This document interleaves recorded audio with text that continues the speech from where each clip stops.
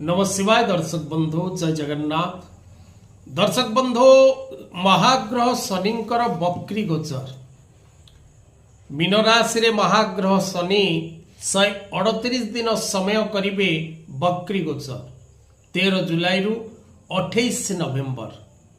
ए 138 दिन समय महाग्रह शनिंकर बक्री चलन प्रभाव 12 गोटी राशि और 27 गोटी नक्षत्र उपरे पड़िबो। तेणु महाग्रह शनिंकर ए 138 दिन बक्री गोचर अनेक राशि पाई प्रायतः अशुभ कारक फल प्रदान करिबो।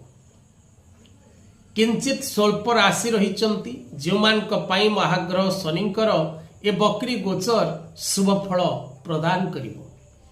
वर्तमान देखिबा जदि आमे दर्शक बंधु तबे विशेष करी महाग्रह शनिंक ढाइयारे सिंह राशि और धनुराशि थिबा समय रे महाग्रह शनिंक 7.5 प्रभाव रे कुंभ राशि मीन राशि और मेष राशि रही।